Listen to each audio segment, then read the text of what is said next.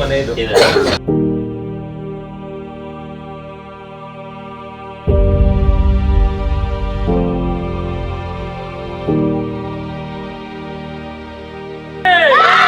ನಿನಗೆ ನನ್ನ ಸಿರೆ ಆರತಿ.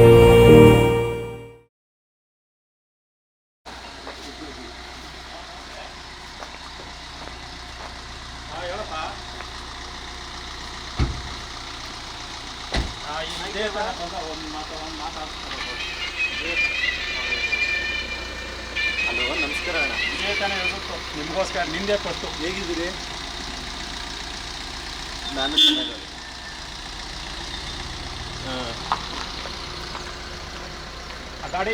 ಗಾಡಿ ಹಿಂಗೆ ಹಾಕ್ಬಿಡೋಣ. ಸರಿ ಸರಿ, ಮಾತಾಡ್ತೀನಿ ರೀ ಅಣ್ಣ, ಮಾತಾಡ್ತೀನಿ. ಚೆನ್ನಾಗಿದ್ಯಾವ?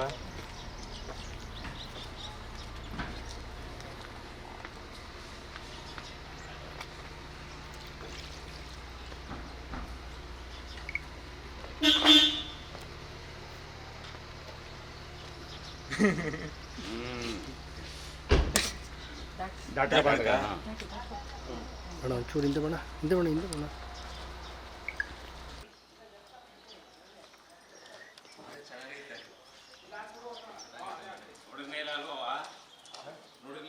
ಬಣ ಒಂಚೂರು ಹಿಂದೆ ಬಣ, ಹಿಂದೆ ಬಣ, ಹಿಂದೆ ಬಣ.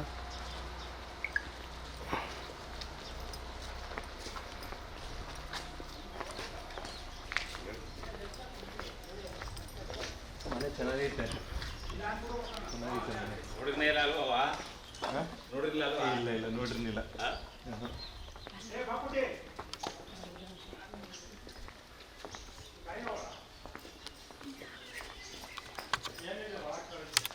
ಈಗ ಬಿಗ್ ಬಾಸ್ ಒಳಗೆ ಹೋಯ್ತಾರ.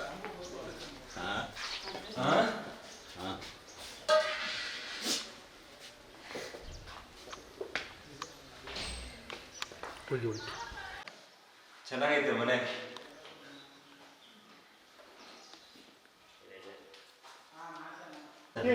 ಚೆನ್ನಾಗಿದ್ದೀರಾ? ತುಂಬ ಖುಷಿ ಆಯಿತು. ನಮಗೂ ಖುಷಿ ಆಯಿತು ಸರ್. ಪ್ರಶಾಂತ್ ಅಂತ ಪಬ್ಲಿಕ್ ಇಂಪ್ಯಾಕ್ಟ್. ನಮಸ್ಕಾರ. ಚೆನ್ನಾಗಿದ್ದೀರಾ? ಎಲ್ಲಿಗೆ ಬಂದ್ರಿ? ಓ, ನಮಸ್ಕಾರ. ಚೆನ್ನಾಗಿದ್ದೀರಾ ಅಕ್ಕ? ಚೆನ್ನಾಗಿದ್ದೀರಾ ಅಕ್ಕ?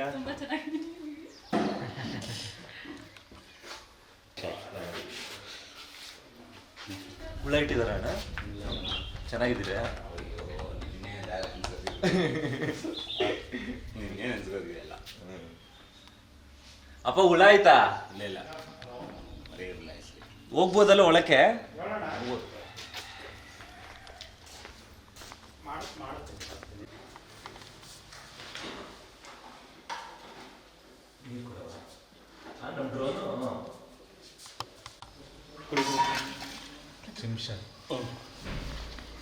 ಯಾರು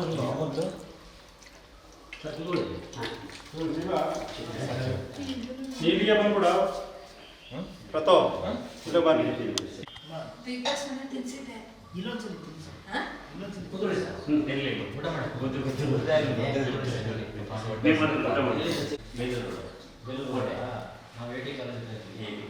ಕೋಟೆ ಬೆಂಗಳೂರು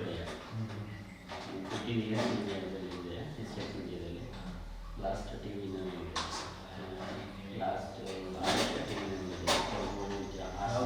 ಟಿವಿ ಕೊಡಗು, ಹಾಸನ, ಚಿಕ್ಕಮಗಳೂರು, ಬೆಂಗಳೂರು ಮತ್ತೆ ಸಾಕು ಅನಿಸ್ತು. ನೀವು ಚೆನ್ನಾಗಿದ್ದೀರಾ? ಹೆಸರು ನಿಮ್ದು?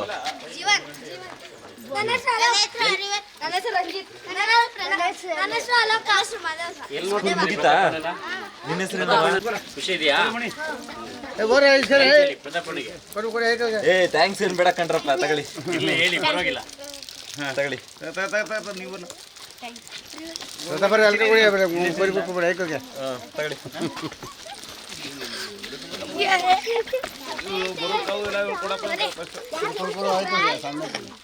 ಕುಡಿ ಹೋಲ್ಗೆ.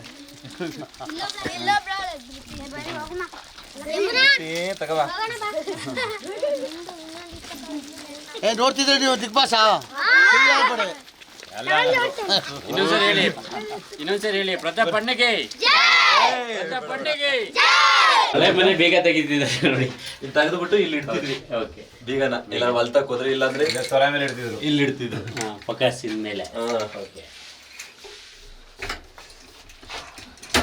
ಪರಕಾಯ ಪ್ರವೇಶ. ನನ್ನ ಹುಟ್ಟಕತ್ರ ಮನೆ ಇದು. ಕೈ ಮುಖ ಹೋಗವ. ಹಳೆ ಮನೆಗೆ ಮತ್ತೆ ಪ್ರತಾಪ್ ಅವರು ಬಂದಿದ್ದಾರೆ. ಇಷ್ಟೇ, ಓಕೆ ಇಷ್ಟರಲ್ಲೇ ಇದ್ದದ್ದು. ಇಷ್ಟು ತಣ್ಣಗಿದೆ ನೋಡಿ. ಹಾ? ಓಕೆ ಒಂದು ಹಾಲು ಅಲ್ಲ, ಇದೇ ದೊಡ್ಡ ಹಾಲು. ಇದಿರ್ಲಿಲ್ಲ. ಈಗ ನಮ್ ದೊಡ್ಡಪ್ಪರು ಕೊಟ್ಬಿಟ್ಟು ಸಿಟಿಲ್ ಅವ್ರೆ. ಆಗ ಅವ್ರ ಹತ್ರ ಇತ್ತು. ಅಲ್ಲಿ ನಮ್ಮ ಮನೆ ಕಟ್ಟಿಸ್ಕೊಂಡ್ವಿ. ಬಾತ್ರೂಮ್ ಸಮಸ್ಯೆ ಇರ್ತದೆ. ನಂಬರ್ 2 ಅದಕ್ಕೆಲ್ಲ ಸ್ಟೋರ್ ರೂಮ್ ಟೈಪ್ ಮಾಡಿದ್ದೀರಾ? ಸ್ಟೋರ್ ರೂಮ್ ಅಲ್ಲ, ಇದೆ ದೇವ್ರ ಮನೆ.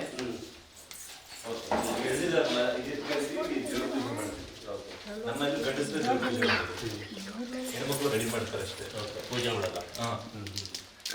ಹಬ್ಬದಲ್ಲಿ. ಬಂದಿದ್ರ ಇಲ್ಲಿಗೆ? ಹೇಳ್ತಾವನಿ ನಿಧಾನಕ್ಕೆ ಬರವ. ಸುಮಾರು ವರ್ಷ ಇದ್ವಿ ಇಲ್ಲಿ ನಾವು. ಇದೊಂದು ದೇವ್ರ ಮನೆ, ಇದೊಂದು ಹಾಲು. ಹೌದು. ಬಾತ್ರೂಮ್ ಅಲ್ಲ, ಇದು ಒಂದು ರೂಮ್ ಅಲ್ಲ.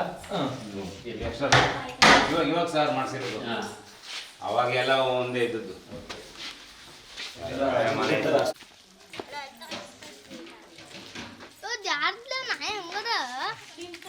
ಪತ್ರಕ್ಕೆ ಬಯಲು ಕೊಡು ಕೊಡ್ಕೊ ಕೂತ್ಕೊತಿದೆ.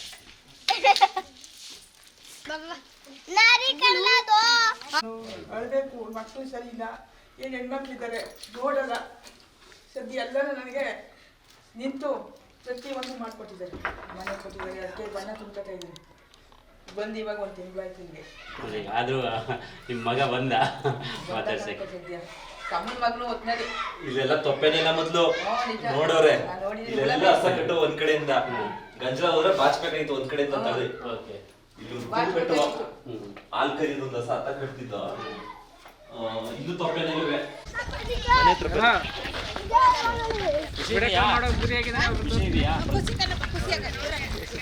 ಟಿವಿ ನೋಡ್ತಾ ಇದ್ರ? ನಿಮ್ಮೂರು ಹುಡುಗ ಟಿವಿಲಿ ನೋಡ್ತಾ ಇದ್ರಿ, ಏನ್ ಅನ್ಸೋದು? ಒಳ್ಳೆ ಹುಡುಗ, ಒಳ್ಳೆ ಮನಸ್ಕ.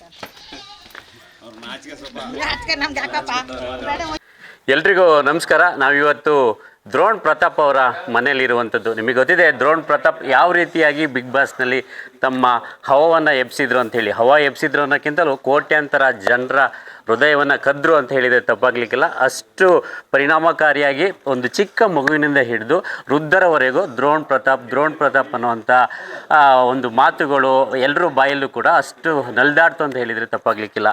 ನಿಜಕ್ಕೂ ಕೂಡ ದ್ರೋಣ್ ಪ್ರತಾಪ್ ಬಿಗ್ ಬಾಸನ್ನು ಗೆಲ್ಲಬೇಕು ಅಂತ ಹೇಳಿ ಚಿಕ್ಕ ಮಕ್ಕಳು ಕೂಡ ನೀವು ನೋಡ್ತಿರ್ಬೋದು. ಎಷ್ಟೋ ಒಂದು ವಿಡಿಯೋಗಳಲ್ಲಿ ನೋಡಿರ್ಬೋದು, ಟಿ ವಿ ಹತ್ರ ಹೋಗಿ ಮುತ್ತು ಕೊಡುವಂಥದ್ದು ಇರ್ಬೋದು, ದ್ರೋಣ್ ಪ್ರತಾಪ್ಗೆ ಯಾರು ಬೈಬೇಡಿ ಅಂತ ಹೇಳ್ತಿರೋವಂಥದ್ದು ಒಂದಷ್ಟು ವಿಡಿಯೋಗಳು ಕೂಡ ಸಾಮಾಜಿಕ ಜಾಲತಾಣದಲ್ಲಿ ಹರಿದಾಡ್ದು. ಹಾಗಾಗಿ ಯಾವೊಂದು ಏನೊಂದು ವಿನ್ನರ್ ಆಗಬೇಕನ್ನೋವಂಥ ಇದ್ದರೂ ಕೂಡ ಬಿಗ್ ಬಾಸ್ನಲ್ಲಿ ಆ ವಿನ್ನರ್ ಟ್ರೋಫಿ ಎತ್ತಿ ಹಿಡಿಲ್ಲೇ ಇದ್ದರೂ ಕೂಡ ಕೋಟ್ಯಾಂತರ ಜನರ ಪ್ರೀತಿಯನ್ನು ಗಳಿಸುವಲ್ಲಿ ದ್ರೋಣ್ ಪ್ರತಾಪ್ ಹಿಂದೆ ಬೀಳಿಲ್ಲ ಅನ್ನೋದು ಸತ್ಯ. ಈಗ ಬರೋಬ್ಬರಿ ಒಂದು 3 ವರ್ಷದ ಬಳಿಕ ದ್ರೋಣ್ ಪ್ರತಾಪ್ ಅವರು ತಮ್ಮ ಊರಿಗೆ ಬಂದಿರುವಂಥದ್ದು, ಅದು ಕೂಡ ಹೊಸ ಮನೆಗೆ ಬಂದಿರುವಂಥದ್ದು. ನಿಜಕ್ಕೂ ಕೂಡ ಅವರು ಸ್ಪೀಚ್ಲೆಸ್ ಆಗಿದ್ದಾರೆ. ಇವತ್ತು ನೀವು ನೋಡಿದ್ರಿ, ಒಂದಷ್ಟು ಮನೆಗೆ ಬಂದರು, ಮನೆಯಲ್ಲಿ ಅಪ್ಪ ಏನೊಂದು ಮನೆಯನ್ನು ಕಟ್ಟಿದ್ರು, ಆ ಮನೆ ನೋಡಿ ಒಂದು ರೀತಿ ಮೂಕ ವಿಸ್ಮಿತರಾದರು. ಅಲ್ಲಿ ರೇಷ್ಮೆ ಗುಡಿಗೆ ಹೋದರು, ಅಲ್ಲೂ ಕೂಡ ಒಂದಷ್ಟು ಹಳೆಯ ಅಂದರೆ ಇವರು ಈ ಒಂದು ಪರಿಸರದಲ್ಲೇ ಬೆಳೆದಂಥವ್ರು, ಅದರ ನೆನಪನ್ನು ಕೂಡ ಮೆಲುಕು ಹಾಕ್ಕೊಂಡ್ರು. ಅಲ್ಲಿ ಮೇಕೆಗಳ ಹತ್ರ ಹೋದರು, ಅವಕ್ಕೂ ಕೂಡ ತಿನ್ನಿಸಿದ್ರು, ಮೇವನ್ನು ತಿನ್ನಿಸಿದ್ರು. ಅಂದರೆ ತನ್ನ ಹಳೆಯ ನೆನಪನ್ನು ಮತ್ತೆ ಇಲ್ಲಿ ಅವರು ಕೊಂಡ್ಕೊಳ್ತಿದ್ದಾರೆ.